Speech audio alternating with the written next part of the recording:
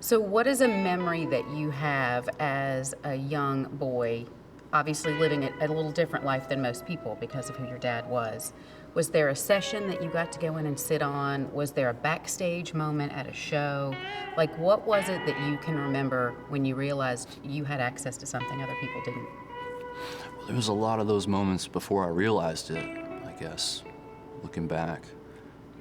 And you hear stories like, before I can remember, like, well, one time I was at Dad's house and we were sitting on the front porch and this big tour bus pulls in the front yard and Merle Haggard gets off and he's just passing through and he comes to hang out with Dad.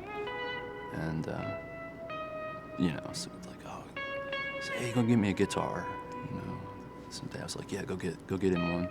And I brought this guitar out and it was a classical guitar, a gut string. And really nice guitar. But he took a look at it and he said, I can't play this. It ain't got any dots on it. Like the dots, Right. so you know where you are. It's like one of those old Spanish guitars didn't have the dots on it. And I got a kick out of that. It's like not everybody gets to have Merle Haggard stop by and pick guitar on your front porch. That's right. And he tells a story about me when I was a baby coming into a session with Dad, and hanging off of his arm while he's trying to do a take, and they'd say, oh, that was great, Grady. And he's like, I need to do it again. This kid's hung on my arm, But, I'm sure lots of stories like that, all my brothers and sisters. But it was a very unique lifestyle that you didn't realize was unique. It was a gift. Yeah, I'm kind of a band kid. Dad was touring with Willie Nelson from my whole childhood. So I grew up around Uncle Willie. all Willie and family and all that. And my neighbor down the street was Jerry Reed, a big friend of Dad's. Huge inspiration for me too, Incredible. I loved the way that guy would think on the guitar.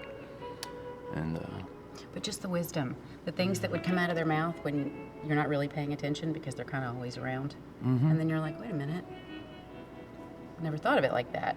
And those kind of things stick with you long after they're gone. And you don't realize how special it was that you were present. gosh, if I had known, I might have taken more advantage of it if I had known what was going on at the time. But it's just nice to have that in your past and in your memories. So as you move on through your teenage years and get through kind of that growing up phase and you decide to go out on your own, can you look back at some of those memories, how they influenced you to make your own choices where music is concerned, or life in general? Yeah, I guess the non-musical parts maybe more so inform the later musical parts.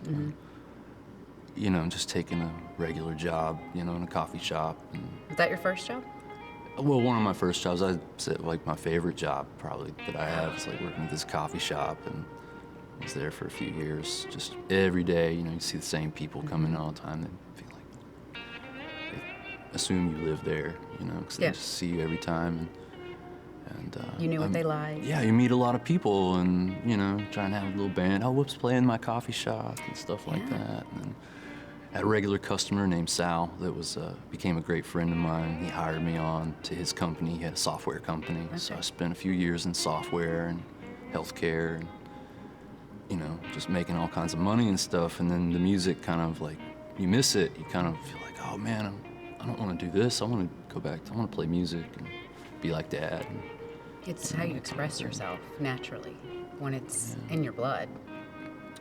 So, after that time, I remember putting in my notice with him, telling him, it's like, hey, I got to get out of this business. I want to go back to playing guitar. Did he understand it? Yeah, he understood. He's like, stick with me a little longer. Let's make this sale or whatever. So, I tried to do it. But, God kind of took over and the whole company went under before my notice ran out. It was so strange. And I ended up getting a good severance and all this great stuff that wouldn't have happened had I just quit. And then I got this session, one of my buddies in Cage the Elephant, I was hanging out with them. He was like, hey, there's this band in Bowling Green, their guitar player just quit, and we got him in the studio.